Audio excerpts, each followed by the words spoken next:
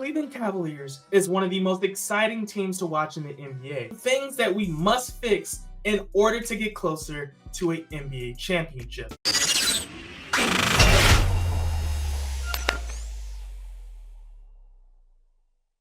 We look at our team from top to bottom, our core four. We have Spider, we have Jared Allen, we have Darius Garland, and we have our newly extended Evan Mobley. We look at our roster from the last two playoff experiences and we ask ourselves, do we think our team is any closer to the goal of an NBA championship? When you take bias aside, you realize that there's still some things that the Cleveland Cavaliers must figure out, and one of them has to do with Donovan Mitchell.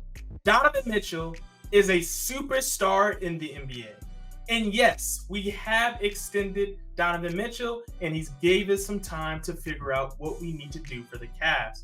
But when you have a player so electrifying and such a stud and such a guaranteed, like he's a player that's wanted by the rest of the NBA. And because of that, we have to make a competitor.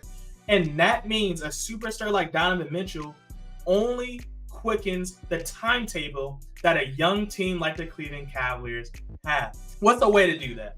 A way to do that is to get him another player that can work alongside Donovan Mitchell, so when we get to the playoffs, he's not getting double teamed. Because when I watch Donovan Mitchell, I see exactly what was happening to Luka Doncic, where Luka Doncic, yes, he might have had a Jalen Brunson before, he might have had a KP, but one thing that happened, especially until Jalen Brunson really started getting in his bag that last year in Dallas, he needed somebody that could create a shot.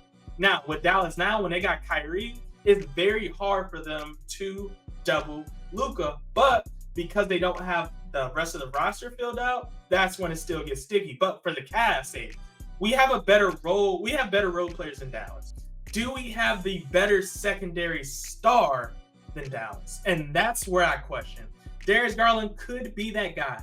He has to be more aggressive. And this is where we get to the second part of the video, right? He is going to be either the next solution or the next problem for the Cavs. Now, let's start off with the solution.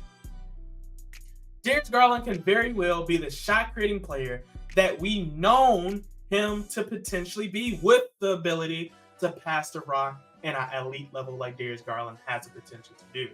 What's the bad side, right? What can lead to us essentially getting the worst-case scenario of Darius Garland? The worst-case scenario is that he does not develop into this new system, a more offensive-minded system, and he gets aggressive, right? Because if he doesn't get aggressive, all that does for the Cleveland Cavaliers is put in a situation where we're going to have to trade Darius Garland. Now, I like Darius Garland. Anybody who can see that jersey, that's my guy, man. I believe in him. And I do believe any team he goes on, he's going to be electrifying. But when you look at the NBA standards, when you look at the Cleveland Cavaliers, our timetable is now.